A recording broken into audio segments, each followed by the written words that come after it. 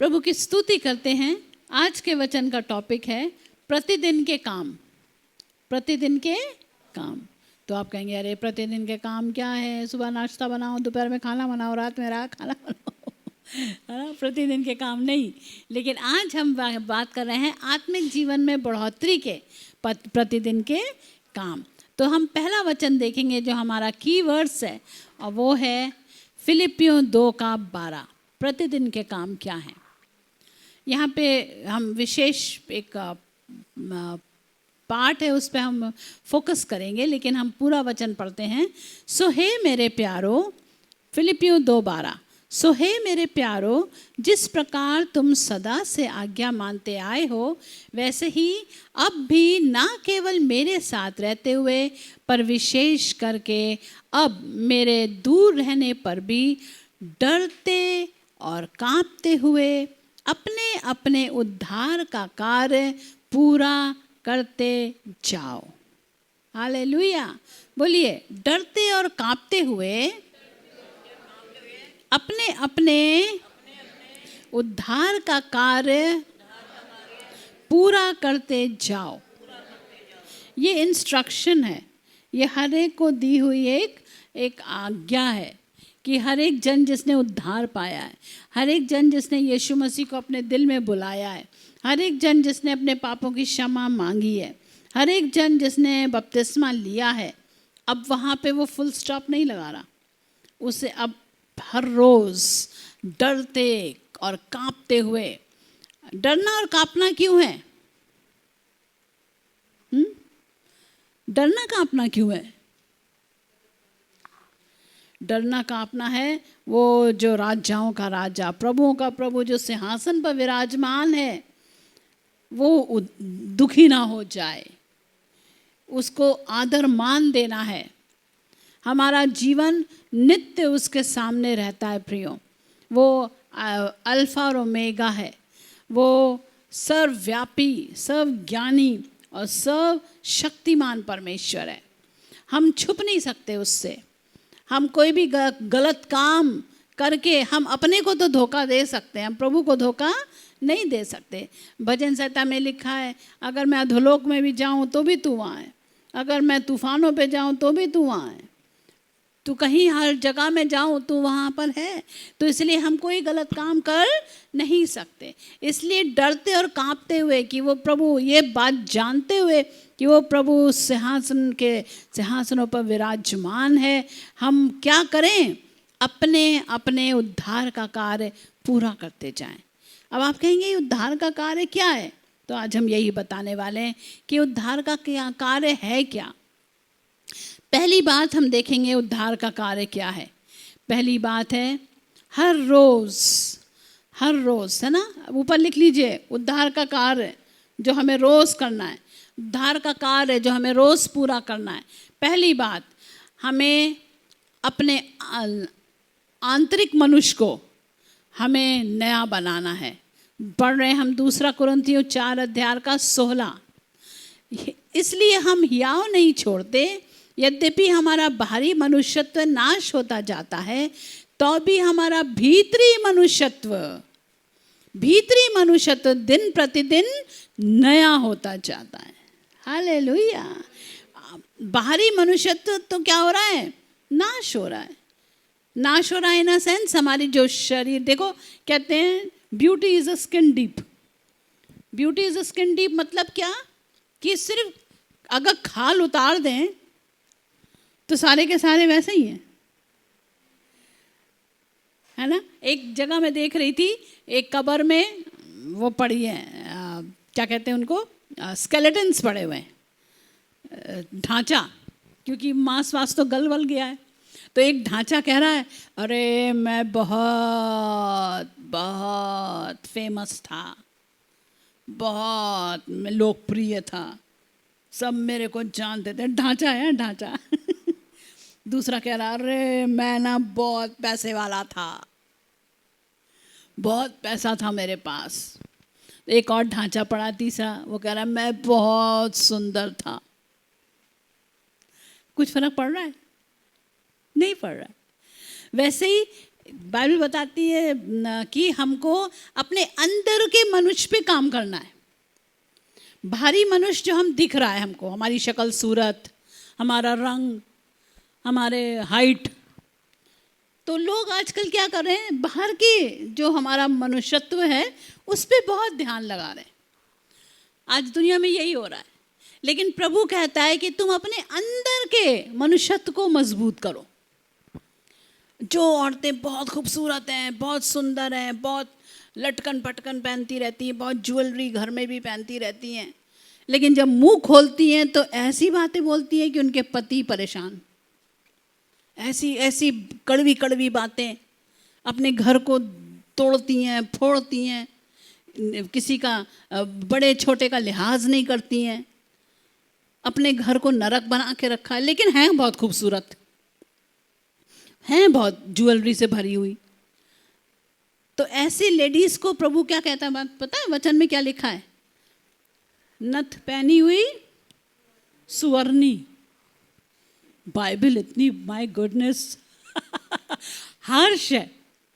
नथ पहनी हुई सुवर्णी, वो महिला जो विवेक नहीं रखती, बाइबल बताती है। तो विवेक क्या है? आपका अंदर का मनुष्यत्व। ऊपर से आप कैसे हो, बाइबल कहती है इट डजंट मैटर, बिकॉज आपकी beauty is just skin deep. आज आप हैं, अभी मेरा स्किन बहुत जल्दी टैन होता है, बहुत जल्दी सूरज में, उसमें एकदम साफ रंग होएगा, रहेगा रहेगा रहेगा, अचानक से एक बार स्विमिंग पूल चले गए, एकदम काली हो गई मैं, और गोवा चले गए तो पर्पल हो गई मैं। आई नो, मेरे बहुत टैनिंग आती है, बहुत जल्दी आती है, बट आई डोंट केयर। ठीक है, मैं अपने अंदर ही मनुष्यत्व पे काम करती हूँ। हालेलुया। और करना भी चाहिए, अपने को मेंटेन करो, फाइन, मैं मना नहीं कर रही, हमको प्रेजेंटेबल होना है। लोगों के बीच में बैठते हैं, उठते बैठते हैं, तो हमको प्रेजेंटेबल होना है, अपने को मेंटेन करना है।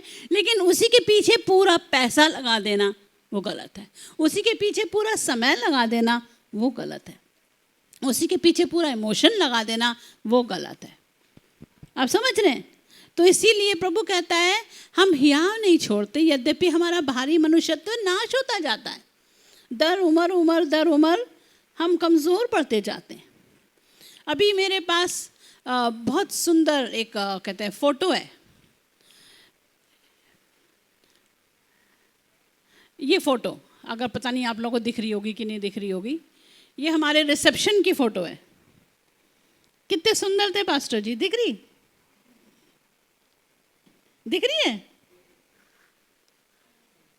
दिख रही है? रिसेप्शन की है हमारी। लेकिन आज हम ऐसे नहीं दिखते। क्यों? क्योंकि हमारा बाहरी मनुष्यत्व नाश होता जाता है। हम नहीं पकड़ सकते, हमने बहुत कोशिश करी, बाल पकड़ के रखें, नहीं पकड़ पाए। हाँ, नहीं पकड़ पाए।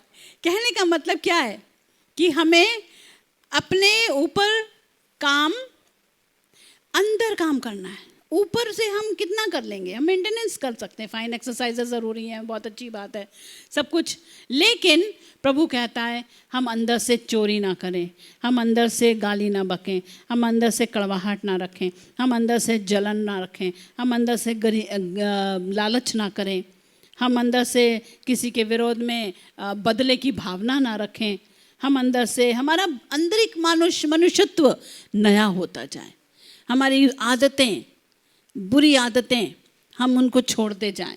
जो पुरानी बातें बाइबल के अनुसार जब हम पढ़ रहे हैं, अच्छा ये है मेरे अंदर झगड़े का आत्मा है, मैं झगड़ा बहुत करता हूँ, हाँ मुझे पता है। ये नहीं कि अपने आप को जस्टिफाई करो, नहीं उसने करा था तभी तो मैं बोला, नहीं, आप अपने को जस्टिफाई मत करो। झगड़ा करने की आदत है, जो झगड़ा छोड़ दो, पीसफुल बनो। हमारे द्वारा परिवार में शांति रहे, हमारे द्वारा हमारे जहाँ हम रहते हैं वहाँ शांति रहे। हालेलुया। इसलिए प्रभु का वचन कह रहा है डरते और कांपते हुए अपने अपने उद्धार का कार्य पूरा करते जाओ। तो पहला कार्य क्या है कि हम भीतरी मनुष्यत्व को दिन प्रतिदिन नया करते जाएंगे। किसी ने गुस्सा दिलाया, उस दिन हम गुस्सा नहीं करेंगे, अगले देखेंगे अरे ऐसे गुस्सा नहीं करा इसने, अरे वाह अच्छा, गुस्से के ऊपर काबू पा लिया। है ना। जब बहुत तेज गुस्सा आए ना तो दांत बंद करो और 1 2 3 4 6 बोलो, 10 तक बोलोगे अपने आप ठीक हो जाओगे। दांत भींच लो, क्योंकि गुस्से में मुंह ही खुलता है, वे बला बला बला बला बला बला बला बला हम ऐसी बातें बोल जाते हैं जो हमें बोलनी नहीं चाहिए। फिर बाद में सॉरी बोलते रहो चाहे कितना ही। बाइबल बताती है वो शब्द वापस लौट के नहीं आते, वो तीर की तरह लोगों को घाव करके चले जाते और वो शब्द फिर हमें नुकसान पहुंचाते। इसलिए कभी भी जब गुस्सा आए कभी भी गुस्से में बात ना करना। मेरे बच्चे कहते हैं कि मम्मी आप सबसे ज़्यादा कूल कब रहते हो? जब पापा गुस्सा करते हैं, उस समय मैं सबसे ज़्यादा कूल रहती हूँ। बच्चों पे तो मैं चिल्लाती रहती हूँ फाइन, क्योंकि मुझे चिल्लाना भी चाहिए बच्चों पे, है ना। उनको डांटना समझाना अभी भी मेरा फ़र्ज़ है, चाहे वो कितने ही बड़े बड़े हो गए बट हैं तो मेरे बच्चे ही। तो मैं आज भी उनको वैसे ही डांटती हूँ जैसे मेरे छोटे छोटे रहे होंगे वो कभी। तो अब नॉटीनेस करेंगे तो करना पड़ता है, वो मैं मम्मी उनकी। लेकिन यहाँ वचन कह रहा है क्या कि तुम क्या करो, अपने अंदरी मनुष्यत्व को स्ट्रांग करो। जब हस्बैंड डांट रहा है वाइफ शांत रहे, और जब वाइफ गुस्सा हो रही है हस्बैंड शांत रहे। हमारे घर में ये है, अगर मैं किसी बात पे बिगड़ती हूँ तो पास्टर जी एकदम शांत रहते हैं। फिर हम लोग जब हमारा मूड ठीक हो जाता है तो हम आपस में बात करके नेगोशिएट कर लेते हैं, अपना सब कुछ कर लेते हैं। लेकिन हम आपस में ब्ला ब्ला ब्ला ब्ला करके एक दूसरे को गुस्सा नहीं दिलाते। जहाँ पे ये बहुत झगड़ा बढ़ जाता है मियाँ बीवी का, उस समय जब बढ़ते बढ़ते बढ़ते बढ़ते बढ़ते बढ़ते बढ़ते बढ़ते बढ़ते सेपरेशन तक बात आ जाती है। अब नहीं रह सकता इसके साथ में, अब एक छत के नीचे हम नहीं रह सकते। उसमें नुकसान किसका होता है? बच्चों का। बच्चे परेशान होते हैं। और ऐसे भी मैंने फैमिलीज देखे हैं जिसमें बच्चे कहते हैं मम्मी पापा जहाँ साथ आए बस इनका झगड़ा शुरू। प्रभु का लाख लाख करोड़ों करोड़ों धन्यवाद, ऐसा हमारे कलिवरी कलीसिया में नहीं है। मैं प्रभु को थैंक यू बोलती हूँ। हमारे कलिवरी कलीसिया का हर एक जोड़ा बहुत समझदार जोड़ा है, तो प्रभु की स्तुति हो। और हम यही शिक्षा भी देते हैं, गुस्सा आना नॉर्मल है। हम संत या स्वर्गदूत नहीं है कि गुस्सा ही ना आए। कुछ कुछ ऐसी बातें होती हैं कि हमको नहीं पसंद होती हैं और आता है गुस्सा, लेकिन उस गुस्से को कंट्रोल करना वो हमारे हाथ में, और पवित्र आत्मा की मदद मांगना वो हमारे हाथ में। प्रभु बहुत गुस्सा आ रहा है, बहुत बिल्कुल अच्छा नहीं लग रही ये बात, प्रभु मुझे सहने के लिए शक्ति दीजिए। दांत बंद करके 1 2 3 4 5 6 7 8 9 10 करते रहो, नहीं तो यीशु के लहू की जय बोलते रहो। आपका गुस्सा शांत होगा प्रियो, आपके घर में झगड़े नहीं होंगे। हालेलुया। तो हमने देखा भीतरी मनुष्यत्व, क्योंकि बड़े बड़े पाप तो नहीं होते विश्वासियों से, लेकिन ये छोटे छोटे पाप बहुत हो जाते हैं। गुस्सा करना, झगड़ा करना, मुंह फुला लेना वगैरह वगैरह, छोटी छोटी बातें जो घर के माहौल को ख़राब करती हैं। तो ये घर का माहौल ख़राब होने ना पाए। ऑफ कोर्स हमें बड़े बड़े पापों से भी बचना है, जैसे बड़े बड़े पाप, व्यभिचार से बचो, चोरी से बचो, लालच से बचो, लीला क्रीड़ा से बचो, और बहुत सारी बातें उनसे बचो, गलतियों में लिखा हुआ है। अगली बात हम देखेंगे, एक और वचन, सुंदर वचन आता है रोमियो 7:22। रोमियो 7:22 हम पढ़ रहे हैं, क्योंकि मैं भीतरी मनुष्यत्व से तो परमेश्वर की व्यवस्था से बहुत प्रसन्न रहता हूँ। अभी हम सब लोग चर्च में क्यों प्रसन्न रहते हैं? क्योंकि यहाँ पे हमारे भीतरी मनुष्यत्व का उत्थान हो रहा होता है। हालेलुया। अगर आप कहीं बाहर जाओ, कहीं बड़ी पार्टी में, तो आप ना, शादियों में भी जब लोग जाते हैं तो दूसरों के कपड़े देखकर खुद इंटिमिडेट हो जाते हैं। अरे मैंने कैसे कपड़े पहने, मेरी साड़ी ठीक है, मेरे कपड़े सही हैं, यहाँ के लोगों के हिसाब से सही है क्या, है ना? होता है कि नहीं होता है? बहुत बार होता है। हम उससे भी अच्छा पहन के जाएं, हम उससे भी बेस्ट निकालें। बाहर किसी और आप फंक्शन वगैरह में जाओगे तो अपने कपड़ों को देख के, अपने ड्रेसेस को देख के, अपने लुक्स को देख के, मैंने देखा है लड़कियां 10 बार वॉशरूम रेस्टरूम जाती हैं, वहाँ आईना लगा होता है, अपने को मेकअप को टचअप कर करके परेशान। क्यों? है ना, देखा है ना? क्यों? हम कैसे लग रहे हैं, हम कैसे लग रहे हैं, बिगड़ बाल खराब तो नहीं हुए, यहाँ से ये तो नहीं हुआ, वहाँ से वो तो नहीं हुआ। लेकिन जब हम चर्च में आते हैं तो ये सब नहीं होता। We don't care. जब चर्च में आते हैं हमको चिंता नहीं होती। क्यों? क्योंकि यहाँ वचन लिखा है, क्योंकि मैं भीतरी मनुष्यत्व से तो परमेश्वर की व्यवस्था से बहुत प्रसन्न रहता हूँ। क्योंकि यहाँ पे भीतरी मनुष्यत्व काम हो रहा होता है। हालेलुया। तो हमें भीतरी मनुष्यत्व से, प्रभु से बहुत प्रसन्न रहना है। हमारे भीतरी मनुष्यत्व प्रभु को पसंद आने के योग्य बनाना है। दूसरी बात हम देखेंगे जल्दी से, दूसरा काम क्या करना है। अपने उद्धार, याद रखना हम अपने उद्धार का कार्य रोज पूरा करते जाओ, ऐसा वचन है। उसमें हमने पहला नंबर देखा था कि अपने भीतरी मनुष्यत्व को नया बनाते जाना है। दूसरी बात, हमें रोज वचन पढ़ना है प्रियो, रोज वचन। बहुत सारे लोग हैं वो कंसिस्टेंट नहीं है बाइबल रीडिंग में, वचन को लगातार नहीं पढ़ते। मैं बच्चों से भी बात करना चाहती हूँ। कभी पढ़ लिया तो पढ़ लिया, कभी 10 पढ़ लिया तो कभी एक भी नहीं पढ़ा, कभी एक पढ़ा, छोटी सी वचन पढ़ लिया। मैं सारे बच्चों से विशेष बात करना चाहती हूँ। रोज़ बाइबल पढ़ो। आप शुरू करो, कम से कम आप मत्ती मरकुस से शुरू कर लो। मत पढ़ो अभी उत्पत्ति, मत्ती से शुरू करो चैप्टर्स। एक मत्ती से शुरू करो, एक भजन संहिता से शुरू करो, एक नीति वचन रोज़ डेट के हिसाब से पढ़ो। आज 9 तारीख है तो 9 भजन नीति वचन पढ़ो, है ना। ऐसे करके अगर आप पढ़ेंगे तो आपको बहुत फ़ायदा होगा। मैं बताना चाहती हूँ ये जवान बच्चों से विशेष रीति से कि नया नियम बहुत पढ़ना आवश्यक है। मत्ती मरकुस लूका यूहन्ना, प्रेतों के काम, रोमियो, पहला कुरिन्थियों, दूसरा कुरिन्थियों, आपको इतना हेल्प करेगा आपके खुद के मसीह जीवन में। ऑफ कोर्स पूरी बाइबल तो पढ़नी है, लेकिन ये विशेष है। हालेलुया। जैसे एंजल है, जैसे आइजक हैं, जैसे जोशुआ हैं, जैसे आप हैं। आप यीशु के पास आए, यीशु को दिल में बुला लिया है, हाँ, तो यीशु में बढ़ना है। और जितने सारे बच्चे उधर बैठे, तो कहने का मतलब पढ़ेंगे नहमीया 8:18 क्या कहता है। फिर पहले दिन से पिछले दिन तक एजरा ने प्रतिदिन परमेश्वर की व्यवस्था की पुस्तक में से पढ़ कर सुनाया। यूं वे 7 दिन तक पर्व को मानते रहे और 60वें दिन नियम के अनुसार महासभा हुई। प्रतिदिन वचन पढ़ना है। बोलो, प्रतिदिन वचन पढ़ना है। हाँ, प्रतिदिन। यहोशू 1:8 पढ़ रही हूँ मैं।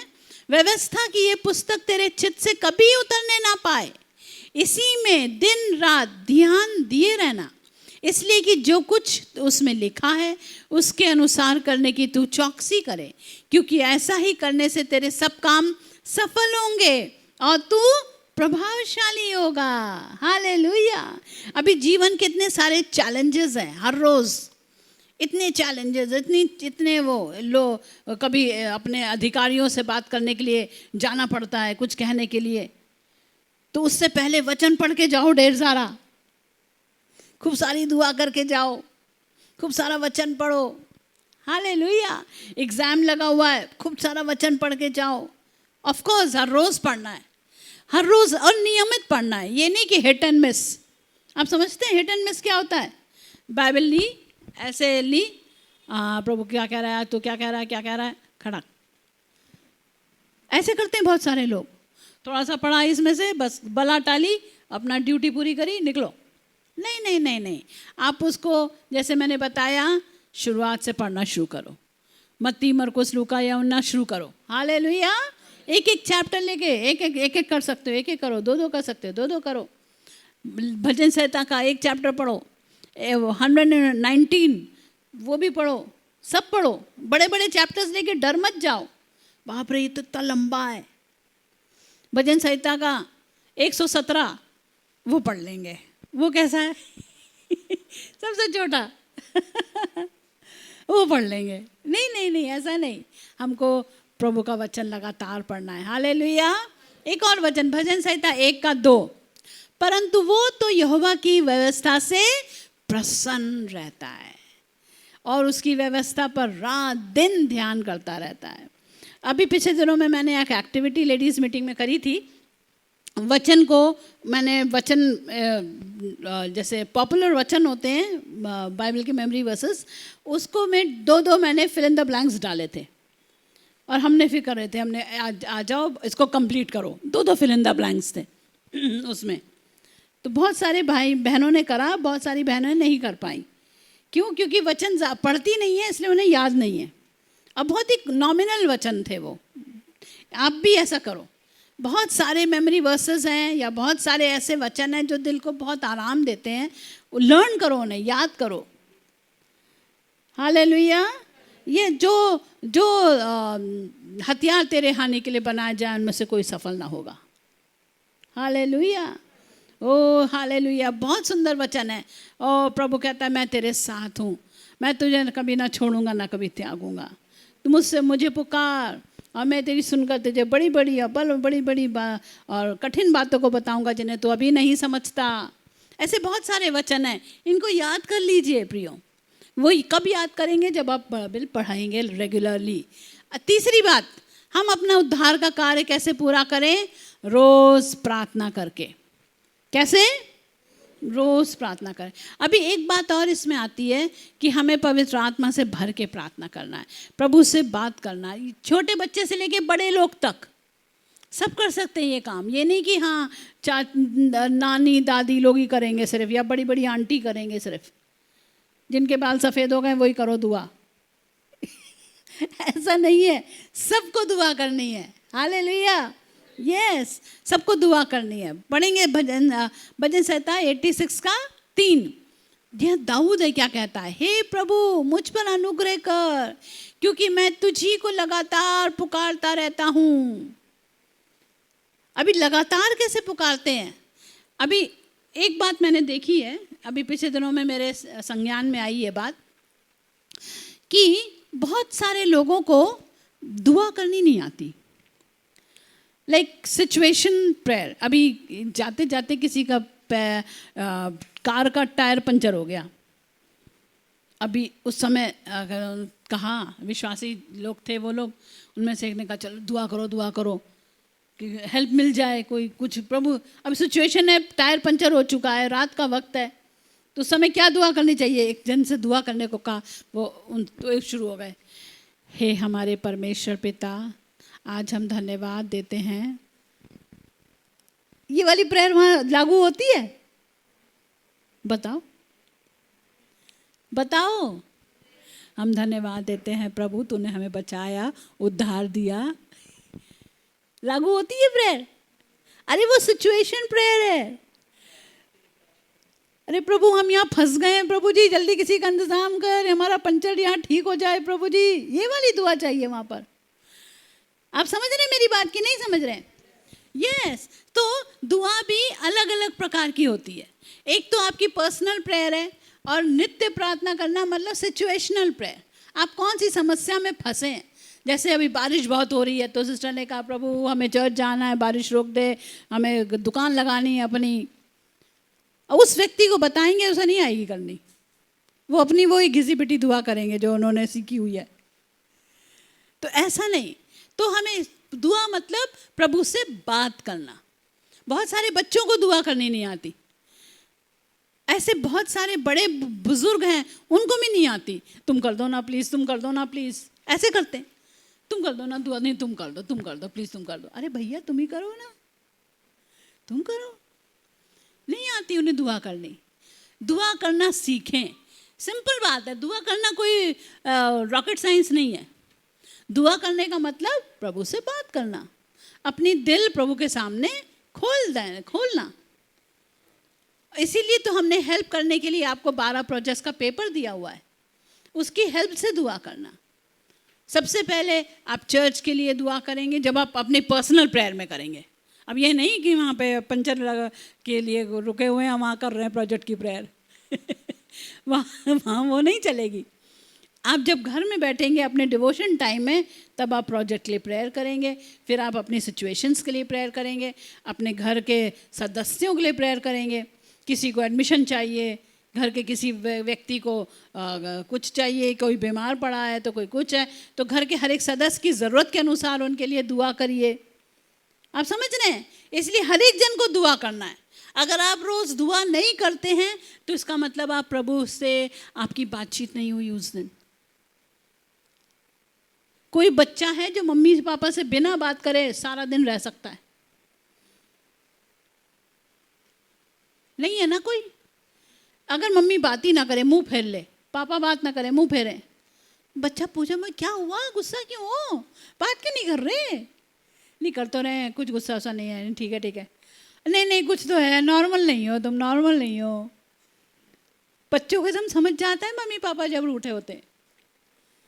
तो कहने का मतलब, और आप अगर मम्मी अपने पिताजी से बात नहीं कर रहे, आपका 1 दिन निकल गया, 2 दिन निकल गया, 3 दिन निकल गया, 4 दिन निकल गया, और आपको फर्क ही नहीं पड़ रहा है कि आपने दुआ ही नहीं करी, इसका मतलब आत्मिक रीति से बीमार है, आपको फर्क ही नहीं पड़ रहा।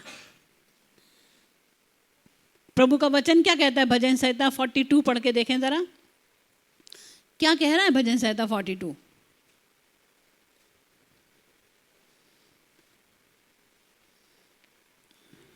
क्या कहता है 42? जैसे हिरनी नदी के जल के लिए हाँफती है, वैसे ही हे परमेश्वर मैं तेरे लिए हाँफता हूँ। जब हमारी अपना पर्सनल डिवोशन नहीं होता है ना, तो ये कंडीशन होनी चाहिए हमारी, हमें तड़पना चाहिए, अरे यार आज हम प्रार्थना नहीं कर पाए, आज वचन नहीं पढ़ पाए, जीवते ईश्वर का मैं प्यासा हूं, मैं कब जाकर परमेश्वर को अपना मुंह दिखाऊंगा। एक्चुअली जब हम प्रार्थना में बैठते हैं ना, तो एक्चुअली हम प्रभु का मुंह निहार रहे होते हैं, अपना मुंह उसको दिखा रहे होते हैं, उसका मुंह निहार रहे होते हैं। Hallelujah, praise the Lord, praise the Lord, amen, प्रभु की स्तुति हो, हालेलुया। तो आज हमने देखा कि हमें कैसे प्रभु को अपना प्रार्थना करनी है, हर रोज़ प्रार्थना करनी है, सिचुएशनल प्रेयर हमें करनी है, हमें हर रोज़ अपना डिवोशन भी करना है। हालेलुया। अभी चलो ठीक है, आज दिन की प्रार्थना हो गई, तो अब बिल्कुल दुआ नहीं करेंगे, ऐसा है क्या? नहीं, हमें नित्य प्रार्थना करना है। आगे भी वचन है बहुत सारे सुंदर सुंदर, पढ़ेंगे हम। हमें समय पढ़ रहे हैं भजन संहिता 143 का 8। अपनी करुणा की बात मुझे शीघ्र सुना, क्योंकि मैंने तुझी पर भरोसा रखा है। जिस मार्ग से मुझे चलना है वो मुझको बता दे, क्योंकि मैं अपना मन तेरी ओर लगाता हूँ। ये कौन कह रहा है? ये दुआ कर रहा है दाऊद। प्रभु मैं अपना मन तेरी ओर लगाता हूँ, मैं दुनिया के किसी व्यक्ति के ऊपर अपना मन नहीं लगाता। सारी दुनिया के लोग मुझे फेल करेंगे, लेकिन तू मुझे प्रभु बढ़ाएगा। भजन संहिता 5:3 में, हे यहोवा भोर को मेरी वाणी तुझे सुनाई देगी, मैं भोर को प्रार्थना करके तेरी बाट जोहूँगा। फिलिपियों 4:6, किसी भी बात की चिंता मत करो, परंतु हर एक बात में तुम्हारे निवेदन, प्रार्थना और विनती के द्वारा धन्यवाद के साथ परमेश्वर के सम्मुख उपस्थित किए जाएं। किसी भी बात की चिंता मत करो। अभी हर एक की अलग अलग टेंशन्स हैं, और वो हर एक टेंशन अलग अलग रोज़ अलग अलग ही होती हैं, लेकिन वो सारी चिंताओं को हम प्रभु के चरणों में रख सकते हैं, और निवेदन और प्रार्थना विनती के द्वारा धन्यवाद के साथ हम परमेश्वर के सन्मुख उपस्थित अगर रखेंगे तो यही दुआ है। पहला थिस्सलुनीकियों 5:16, 17, 18, 19 पढ़ेंगे। पहला थिस्सलुनीकियों 5, ऐसे खोलो वचन, बाइबल भी खोलते जाओ साथ साथ। पहला थिस्सलुनीकियों 5:16, 17, 18, 19, और यहाँ लिखा है, सदा आनंदित रहो, निरंतर प्रार्थना में लगे रहो, हर बात में धन्यवाद करो, क्योंकि तुम्हारे लिए मसीह यीशु में परमेश्वर की यही इच्छा है। आत्मा को ना बुझाओ, आत्मा को ना बुझाओ। बहुत बार पवित्र आत्मा हमें बोलता है कि उठ बैठ दुआ कर, उठ बैठ दुआ कर, उठ बैठ दुआ कर, दुआ कर, दुआ कर। और हम क्या कर रहे होते हैं? अच्छा भी करेंगे, अच्छा भी करेंगे, अच्छा भी करेंगे, अच्छा भी रुक जाओ, अभी कर लेंगे, अभी कर लेंगे। एक्चुअली हम क्या कर रहे हैं? आत्मा को बुझा रहे हैं। या कोई पाप कर दिया, आत्मा को बुझा दिया, झूठ बोल दिया, आत्मा बुझ गई, चोरी कर ली, 100 रुपए की चोरी कर ली, कहीं पड़े थे उठा लिए। अरे भैया, घर में कौन मुखिया है उसके हाथ में पकड़ा दो। रास्ते में पड़े हैं तो प्रिंसिपल को दे दो, स्कूल में पढ़े तो। आपको रखने का अधिकार नहीं है। तो आत्मा को ना बुझाओ, आत्मा बोलो, आत्मा को ना बुझाओ, आत्मा को ना बुझाओ। मैं सड़क पे पड़े हुए पैसे की बात नहीं करती, सड़क पे भी पड़ा हुआ पैसा ना लेना, आजकल बड़ा स्कैम चल रहा है, मत उठाना। बच्चों को विशेष रीति से पड़ी मिली थी, हमको तो पड़ी मिली थी, मत उठाओ, ये आपकी चीज़ नहीं है ना, सिखाओ उनको। पड़ी मिली थी, नहीं उठाओ, क्यों लेना है? उनको शिक्षा दो कि आपके पास जो सामान है उससे आप आश्वस्त रहो, सेटिस्फाइड रहो। Hallelujah, yes. अगला वचन देखेंगे, भजन संहिता 72 का 15। वो तो जीवित रहेगा और शेबा के सोने में से उसको दिया जाएगा, लोग उसके लिए नित्य प्रार्थना करेंगे और दिन भर उसको धन्य कहते रहेंगे। Praise the Lord. तो प्रभु की स्तुति हमें करनी है, प्रभु की प्रशंसा हमें करनी है, प्रभु से प्रार्थना हमें करनी है। अभी पहली, दूसरी, तीसरी, चौथी बात हम देख रहे हैं। चौथा काम, अपने उद्धार का कार्य हम कैसे पूरा करें? हर रोज आराधना करना है। बोलो, हर रोज आराधना करना है। हाँ, अगर हम प्रभु को आराधना नहीं करते, इसका मतलब हम उससे प्यार नहीं करते। उसने हमें सुलझा ही है कि हम उसकी आराधना करें, वरना हमारे ज़िंदगी जीने का मकसद ही नहीं है। एक बहुत सुंदर गीत है, मेरे जीवन का मकसद तू है, मेरे जीने का कारण तू है, मैं जीऊं या मरूं वो तेरे लिए है, तू मेरा प्रभु। हालेलुया, मेरे जीवन का मकसद तू है। हम गा तो रहे हैं, लगे हैं हम अपने ही कामों में, ये गलत है। अगर जीवन का मकसद प्रभु है तो प्रभु को जो ड्यू आराधना है वो उसको रोज मिलनी चाहिए, वो आराधना उसकी ड्यू है। और अगर हम उसकी आराधना चुरा ले हैं तो एक्चुअली हम वो आराधना चुरा के हम किसी और को दे रहे हैं। हो सकता है अपने घर के कामों को दे रहे हैं, हो सकता है अपने ड्यूटी को दे रहे हैं, हो सकता है अपने बॉस को दे रहे हैं, हो सकता है अपने फ़ोन को दे रहे हैं, हो सकता है आज हलवा पूड़ी बनाएंगे तो वह हलवा पूड़ी खाने को दे रहे हैं। आप समझ रहे हैं मैं क्या कह रही हूँ? या शॉपिंग पे चले गए, शॉपिंग स्प्री, निकल लिए शॉपिंग, ये ले लो, वो ले लो, ये खरीद लो, वो खरीद लो, बैग भर भर के ले आओ। बहुत सारे लोगों को ना पैसा चुभता है, सैलरी मिली नहीं कि भागे बाजार, गलत है ये। तो हमको प्रभु को आराधना देनी है। वो फाइनेंस मैनेजमेंट में आ जाता है वो टॉपिक कि कैसे हमको अपने पैसे को मैनेज करना है। जब आपको सैलरी मिलेगी, सबसे पहले उसका दशमांश निकालेंगे, फिर आप अपनी सेविंग का पैसा निकालेंगे, फिर आप उसको कहते हैं बाकी सेविंग निकालने के बाद तीसरा हिस्सा आपका एक्सपेंसेस होएगा। लेकिन तीसरा आप इन्वेस्टमेंट में डालेंगे और चौथा आप एक्सपेंसेस में डालेंगे। ये 4 काम करना है। क्या करना है? पहली बार याद रहेगा, चाहे पॉकेट मनी भी क्यों ना हो, जो भी पैसा मिलेगा सबसे पहले दशमांश, दूसरा हिस्सा सेविंग, तीसरा हिस्सा इन्वेस्टमेंट ताकि वो पैसा बढ़े, और चौथा आपका एक्सपेंसेस। और वो एक्सपेंसेस कम कर, जितनी चादर उतनी एक्सपेंसेस करना, चादर के बाहर पाँव ना निकालना कि भैया इससे ले लो, उससे ले लो, उससे मांग लो, उससे मांग लो, वो ना करना। जितनी चादर उतनी पाँव फैलाना। हालेलुया। आपका जीवन बहुत आशीषित रहेगा, बहुत टेंशन फ्री। मेरे पापा ने, पास्टर जी के पापा ने कभी उधार नहीं लिया, कभी नहीं लिया, कभी उधार नहीं लिया। हमने उधार का, मम्मी पापा ने हमको सिखाया ही नहीं कभी उधार। 2 रोटी खा लो बेटा, दाल से खाना खा लो, लेकिन उधार नहीं मांगना कभी किसी से। हालेलुया। बहुत टेंशन होती है। ये लोग EMI पे पूरा घर भर देते हैं, फ्रिज भी EMI पे, टीवी भी EMI पे, स्कूटी भी EMI पे, सारे भर तो दिया, लेकिन जब वो EMI चुकाने का टाइम आता है तब जॉब छूट जाती है। ऐसा देखा गया है। बहुतों ने तो होम लोन ले लिया बड़ा बड़ा, और जैसे ही होम लोन लिया नहीं, अगले महीने जॉब छूट गई। कितनी टेंशन, अक्सर ऐसा होता है। तो मैं आपसे विनती करूंगी, कभी भी कोई लोन वोन के चक्कर में मत पड़ो। और उधारी तो करो ही मत।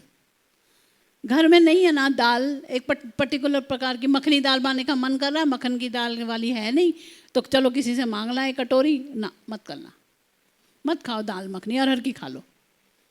हालेलुया, समझ रहे हैं मैं क्या कह रही हूँ? हाँ, हम रह सकते हैं, हम अपने चीज़ों को कंट्रोल कर सकते हैं। तो हम थे यहाँ पर, हर रोज़ की आराधना हमारे प्रभु को हमें देनी है। हम इन सारे चक्रों में जब फंस जाते हैं ना, तो हम आराधना भूल जाते हैं, नहीं होती फिर हमसे आराधना, क्योंकि हमारा दिमाग इधर उधर चीज़ों में लगा रहता है। अभी एक व्यक्ति की कुछ प्रॉब्लम आ गई, उनको हम बार बार चर्च में आने के लिए बोल रहे हैं, नया फैमिली है, बहुत दिनों से, कई महीनों से उनसे हम बोल रहे हैं चर्च आओ, और उनकी अलग अलग परेशानी आ रही है। अब फिर आज पूछा कि चर्च आए थे सुबह की सभा में, नहीं आ पाए। क्यों नहीं? वो ना टेंशन लेके घर में बैठे हैं, अब एक नई टेंशन लेके घर में बैठे। हमने कहा चर्च है हमारा टेंशन दूर करने के लिए। हालेलुया, टेंशन लेके घर में बैठोगे तो कुछ भी नहीं होगा हासिल।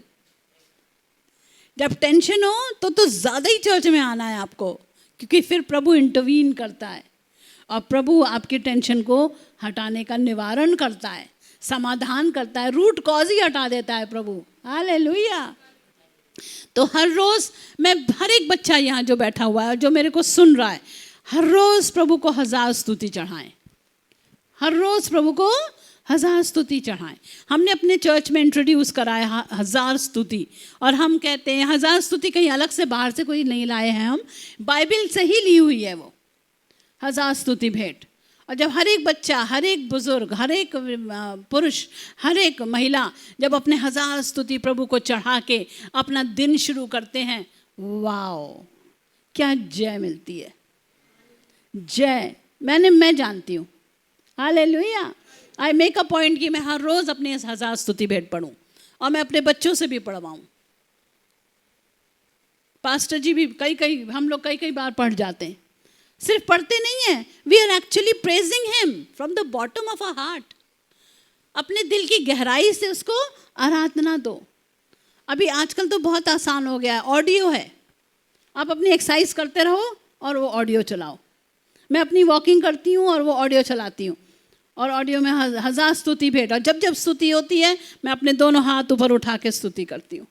मेरे हाथ की एक्सरसाइज भी हो जाती है और मेरी स्तुति भी हो जाती है। हालेलुया। यस, मैं करती हूँ ये काम।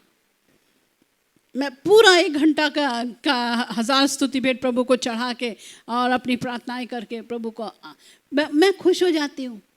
मेरा दिल एकदम समाधान प्राप्त करता है। Praise the Lord. तो हर एक जन जो यहाँ पे उपस्थित है और जो मेरी आवाज़ सुन रहे हैं, हर रोज़ की आराधना प्रभु को चढ़ाओ, प्रभु के लिए गीत गाओ, कम से कम 4 गाने 5 गाने ज़रूर गाओ प्रभु के लिए। गीत गा के आराधना करो। अगर आप गा नहीं सकते तो अपने YouTube पे गीत लगा के आराधना करो, गाओ उनके साथ। हालेलुया। यस, ये इससे हम क्या कर रहे हैं? अपने उद्धार का कार्य पूरा कर रहे हैं। Praise the Lord. हम कनेक्ट हो रहे हैं प्रभु से। Praise the Lord. अगली बात हम देखेंगे, हर रोज हम क्या करें? हम किसी और व्यक्ति का उत्साह बढ़ाएं। इब्रानियों 3:13। अब आपने अपना तो कर लिया, अब अगले का करो। आपके घर परिवार का कोई व्यक्ति होगा, आपके दोस्त होंगे, सहेलियां होंगे, आपके रिश्तेदार होंगे, आपके हाउस ग्रुप है बहुत बड़ा, उस हाउस ग्रुप के लिए, आपके हाउस ग्रुप के अंदर आने वाले परिवार होंगे। वरन पढ़ रहे हैं हम इब्रानियों 3:13, वरन जिस दिन तक आज का दिन कहा जाता है, हर दिन एक दूसरे को समझाते रहो। एक दूसरे को समझाते रहो। क्या समझाएंगे आप? कि प्रभु में कैसे बढ़ें, प्रभु में कैसे परिपक्व हों। हर एक को समझाते रहो। हर एक के पास अपना स्पिरिचुअल सन या डॉटर होनी चाहिए। हर एक के पास अपना स्पिरिचुअल संतान होनी चाहिए, एक आत्मिक संतान। आप जितने वयस्क मसीह हैं, सबके पास एक आत्मिक संतान होनी चाहिए जिसको आप प्रभु में बढ़ा रहे हैं। किसको प्रभु में बढ़ा रहे हैं? देखो, हो सकता है वो आपका खुद का बच्चा भी हो, आपके जैसे मम्मी पापा हैं तो आपके पास आपके 2 बच्चे हैं, आपका छोटा सा घर है, परिवार है, उनको अच्छे संस्कार दो, उन्हें चर्च में बैठना सिखाओ, उन्हें वचन याद कराओ, उन्हें भजन संहिता के बहुत सारे अध्याय हैं वो याद कराओ, यशाया 53 याद कराओ। अगर आप बड़े हैं तो आपका हाउस ग्रुप देखो। लेकिन वहाँ वचन लिखा है कि तुम हर दिन एक दूसरे को समझाते रहो, ऐसा ना हो कि तुम में से कोई जन पाप के छल में आकर कठोर हो जाए। अगर हम नहीं समझाएंगे तो अगला व्यक्ति समझेगा कि हम सही हैं, हमें ना सिखाओ, हमें ना ज्ञान दो। आजकल भाषा यही है, कुछ अच्छा सिखाने चलो तो अगले व्यक्ति क्या कहता है, हमें ना सिखाओ आप, हमें ना ज्ञान दो। उन्हें पता है कि क्या होना चाहिए, बट वो इतने कठोर हो जाते हैं, वो एक्सेप्ट नहीं करते।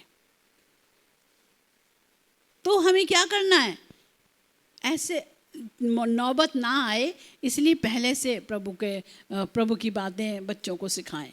हालेलुया। बच्चों को सिखाएं, अपने जान पहचान वालों को सिखाएं, उन अपने टारगेट्स बनाएं, उनको प्रभु के पास लाएं। लेकिन एक भी दिन ऐसा ना हो जो आपने ना किसी को सिखाया हो। और आखिरी बात बहुत इंपॉर्टेंट है, लूका 9:23 पढ़ रहे हैं हम। और उसने उससे कहा, माँ के लिए कुछ ना लेना, ना लाठी, ना झोली, ना रोटी, ना रुपए और ना 2 कुर्ते। तुम अपना क्रूस उठाओ। 2 वचन। दूसरा, और उन्हें परमेश्वर के राज का प्रचार करने और बीमारों को अच्छा करने के लिए भेजा। आगे बहुत सारी बातें हैं, लेकिन हम आखिरी वचन है हमारा कि तुम अपना क्रूस उठाओ। प्रभु की सेवा में हमें बहुत तकलीफ़ें होंगी। यहाँ पे तो प्रभु ने साफ मना करा कि लाठी भी मत लो, झोली भी मत लो। अभी आज के ज़माने में लाठी झोली हम नहीं लेते। आज के ज़माने में, उस समय पैदल पैदल चलते थे, बहुत सारे कई मील पैदल चलते थे, तो हाथ में लाठी लेते थे सहारे के लिए।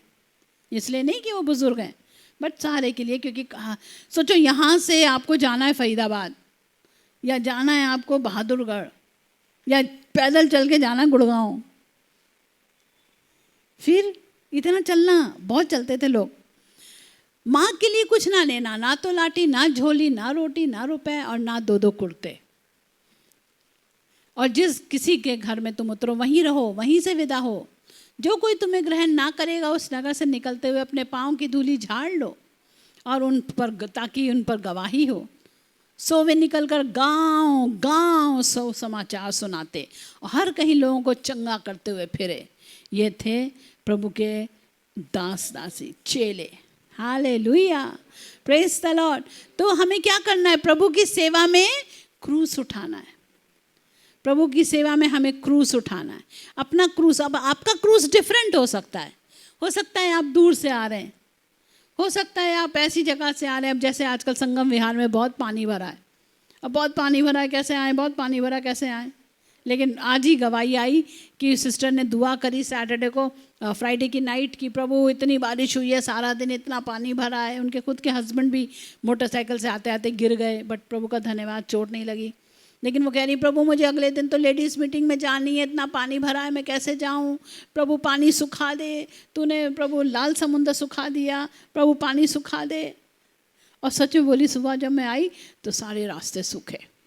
हालेलुया, संगम विहार के रास्ते सूखे, सारे रास्ते सूखे, आराम से वो लेडीज़ मीटिंग में आ पाई। Praise the Lord. तो हर एक का क्रूस अलग अलग है, हर एक की ड्यूटी होता है, बहुत ड्यूटी आज बहुत सारे हैं, फिर भी आपको ये सब काम करना है, आपको उद्धार का कार्य पूरा करना है, आपको टाइम निकाल के ये सारे काम करने हैं। आज हमने क्या क्या देखा कि अपने आंतरिक मनुष्य को हमें मजबूत करना है, इसको पवित्र आत्मा के फल से भरना है, प्रेम, आनंद, मेल, धीरज, कृपा, भलाई, विश्वास, नम्रता, संयम से भरना है। दूसरी बात हमने देखी, रोज़ वचन पढ़ना है। तीसरी बात देखी, रोज़ प्रार्थना करना है। चौथी बात देखी, रोज़ आराधना करना है। उसके बाद हमने देखा रोज़ लोगों को समझाना है। और उसके आखिरी बात, अपना क्रूस उठा के प्रभु के पीछे आना है। बहुत रात हो जाती है, हम कैसे यूथ मीटिंग में आए, ये भी क्रूस है, लेकिन आना पड़ेगा। अगर आप चाहते हैं आपके जवान बच्चे ना बिगड़ें और समय प्रभु में बढ़ें, तो ये क्रूस है, चाहे आपको साथ में आना पड़े।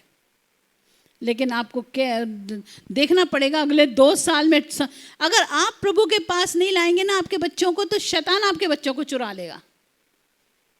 ऐसी ऐसी बातें आपके बच्चों में डाल देगा, आपके बच्चे खुद ही बोलेंगे हमें चर्च नहीं जाना भैया। तो अभी देख लो कि आप बच्चों को चर्च भेज रहे हो या नहीं भेज रहे हो, क्योंकि नहीं तो शैतान ज़रूर चुरा लेता है। क्योंकि शैतान क्या है? सबसे बड़ा धूर्त, बाइबल बताती है धूर्त है शैतान। वो दया माया नहीं खाता किसी पर। इसलिए आप आपके बच्चे या तो प्रभु में बढ़ेंगे या तो ऑटोमेटिकली वो शैतान के पास चले जाएंगे, आपको पता भी नहीं चलेगा कब चले गए, आप सोचते ही रह जाओगे। इसलिए अपना क्रूस उठाओ, माता पिताओं अपने अगली पीढ़ी को प्रभु के पास लाने के लिए क्रूस उठाओ। तो आपको बहुत सारे त्याग करने पड़ेंगे, बहुत सारे एडजस्टमेंट करने पड़ेंगे, लेकिन अपनी अगली पीढ़ी को प्रभु के पास रखो। आइए अपनी आंखें बंद करेंगे हम। हालेलुया। अपना उद्धार का कार्य रोज पूरा करते जाओ। प्रभु का वचन कहता है अपने बाल बच्चों को सिखाते रहना मेरी व्यवस्था की बातें, उनके हाथ में बांधना, उनके माथे पर लिखना, उनको अपने बाल बच्चों को सिखाना बहुत इम्पोर्टेंट इंस्ट्रक्शन मम्मी पापा को दिया हुआ है परमेश्वर ने, कि अपनी अगली पीढ़ी को प्रभु में बढ़ाना। हालेलुया। प्रभु का वचन बताता है कि इजरायली जब मिस्र से निकले तो एक समय ऐसा आया कि वो उनकी पीढ़ियों से पीढ़ी तक पता ही नहीं था कि वो कभी मिस्र से निकले। बाइबल बताती है बात। उनके जो मन में आता था वो करते थे, उन्हें यही नहीं पता कि वो मिस्र से निकले। फिर वो जोसाया ने राजा ने व्यवस्था की पुस्तक पढ़ी, तब उनको पता चला। आप पढ़ना अपने उत्पत्ति, निर्गमन, व्यवस्था विवरण वगैरह वगैरह में, यहाँ तक कि राजाओं इतिहास में आपको कहीं ना कहीं मिलेगा ये। उस पीढ़ी के लोगों को पता ही नहीं था कि परमेश्वर ने क्या क्या आश्चर्य काम मिस्र में करे हैं। क्यों? क्योंकि माँ बापों ने सिखाया ही नहीं। इसलिए माँ बापों को सिखाना है प्रियो। अगर आप चुप रहेंगे ना, आपके बच्चे खो जाएंगे। तो उनको मत खोने दो आत्मिक रीति से। आइए हम दुआ करें। हर एक जन हालेलुया। प्रभु हम धन्यवाद देते हैं आज के दिन के लिए, तेरी स्तुति करते हैं। आज तूने हमें सिखाया कि हम उद्धार का कार्य अपना नित्य पूरा करते जाएं, हर रोज़ अपना उद्धार का कार्य पूरा करें। प्रभु तूने हमें सिखाया कि हम अपने आंतरिक मनुष्य को हम नया करते जाएं। प्रभु जी, पुरानी बातें जाती रहीं, देखो सब नई हो गई हैं, तेरा वचन कहता है। इसलिए पुरानी आदतों को छोड़ते जाएं, पुरानी बातों को छोड़ते जाएं, हर एक ऐसी बात जो तुझे दुख देती है हम छोड़ते जाएं। प्रभु जी, अपने पापों से माफ़ी मांगे और उन पापों को छोड़ दें प्यारे यीशु जी। चाहे वो गाली देने की आदत हो, चाहे वो कुछ खाने पीने की आदत हो, चाहे वो प्रभु जी गलत संगति हो, चाहे वो कुछ भी क्यों ना हो प्रभु जी। हालेलुया। देख प्रभु राजा, हम किस बात में हमारे अंदर कोई अधर्म है तो नहीं प्रभु। देख प्रभु जी, दया कर प्रभु। तेरा वचन कहता है, दाऊद कहता है, मुझे जांच और देख मुझ में कोई अधर्म है क्या प्रभु। देख परमेश्वर पिता, हमारे पापों की क्षमा कर, हमें शुद्ध कर, हमें पवित्र कर, अपने लहू से धो ले प्यारे प्रभु यीशु नासरी। हालेलुया। अपना उद्धार का कार्य हम नित्य पूरा करते जाएं, हम प्रार्थना करते जाएं, अपना प्रार्थना का समय बढ़ाते जाएं प्रभु जी। विनती प्रार्थना ओ प्रभु तेरे पवित्र आत्मा से भरकर प्रभु हालेलुया उन विषयों पे प्रार्थना करें जिनके बारे में तू हमें बोझ देता है प्रभु जी। हम प्रार्थना का प्रभु जी ओ एक बीड़ा अपने ऊपर उठा लें प्यारे यीशु। हमें देश के लिए प्रार्थना करना है, हमारे प्रभु जी देश की बहुत सारी बातें हैं जिनके लिए हमें दुआ करनी है, हमारी कलीसिया के लिए उन्नति के लिए प्रार्थना करनी है, हमारे आने वाली हमारी जवान पीढ़ी के लिए प्रार्थना करनी है प्रभु। बहुत प्रार्थना के विषय हैं जो प्रभु जी आज हमारे सर पर हैं प्रभु, हमारे कांधों पर हैं, हमारी रिस्पॉन्सिबिलिटी है प्यारे यीशु कि हम उन्हें प्रार्थना में तेरे सन्मुख रखें। हे राजाओं के राजा यीशु, हमारे कलीसिया के हर एक जन को प्रार्थना वीर बना प्यारे यीशु जी। हालेलुया। हम प्रार्थना करते हैं हम तेरे रोज़ की आराधना तुझे चढ़ा सकें, जिसके लिए हमारा जीवन है प्रभु जी। गीत गा के आराधना करें, ओ स्तुति भेंट तुझे चढ़ा के आराधना करें, हर रोज़ आराधना करें प्रभु जी। आराधना आराधना प्रार्थना तेरे सन्मुख हम चढ़ाएं प्रभु, सहायता कर, आशीष दे। अपना क्रूस उठाएं रोज़ के रोज़ प्रभु जी। हम प्रभु लोगों को समझाएं प्रभु जी। हालेलुया। हमारे टारगेट्स, हमारे प्रभु जिनके लिए हमें तू आत्माओं का बोझ देता है प्रभु, हमें सहायता कर प्रभु। अपना उद्धार का कार्य योग रीति से पूरे करते जाने के लिए सहायता कर। जब तक ये जीवन इस धरती पर है तेरी महिमा करता जाए, और प्रभु जी ताकि हम तेरे बादलों पे आने के लिए हम अपने आप को तैयार कर सकें। सहायता कर प्रभु। हमारे बच्चों की रक्षा कर, उन्हें प्रभु आत्मिक रीति से, ओ शारीरिक रीति से, ओ मानसिक रीति से, भावात्मक रीति से सुरक्षित रख प्रभु जी। ओ हालेलुया। सहायता कर। आज हमारे बच्चों के लिए आज हम विशेष प्रार्थना करते हैं, किसी गलत पाप में ना गिरे प्रभु जी, किसी गलत संगति में ना गिरे प्यारे यीशु, किसी गलत आदत में ना पड़ जाएं प्यारे यीशु। हमारे बच्चों की रक्षा कर, सुरक्षा कर, मार्गों में रक्षा कर, दुष्ट नज़रों से, दुष्ट व्यक्तियों से, दुष्ट आत्माओं से उन्हें बचा ले प्यारे यीशु नासरी। उनको प्रभु जी हम तेरे चरणों में रखें प्रभु, दया कर। उन्हें भी प्रार्थना आराधना करना सिखाएं, और उनके ऊपर हम ज़बरदस्ती करें। अगर इस समय आज हमें ज़बरदस्ती करना पड़े तो करें प्रभु जी, ताकि जब वो खुद प्रभु अपने व्यस्त दिनों में आएंगे तो जानेंगे कि यीशु ही उनका प्रभु है, यीशु ही उनका प्रभु है, ताकि वो उस समय खोए नहीं रहेंगे। वो बाद में बताने से फ़ायदा नहीं। हालेलुया। अभी से उनको सिखाएं, अभी से उन्हें चलाएं। सहायता कर प्रभु, दया कर। हमारे कलीसिया के प्रभु हमारी नई पीढ़ी को तैयार कर प्यारे यीशु, हमारी नई पीढ़ी को मजबूत कर प्यारे यीशु। तुझ में ऐसी विनती प्रार्थना है, सहायता कर, आशीष दे प्रभु। इस प्रार्थना को यीशु नाम से मांगते हैं, सुन दया से कबूल कर पिता। आमेन आमेन। अब प्रभु यीशु मसीह का अनुग्रह, परमेश्वर पिता का प्रेम और पवित्र आत्मा की सहभागिता हम में से हर एक के साथ यीशु मसीह तक बनी रहे। आमेन आमेन। जय मसीह की।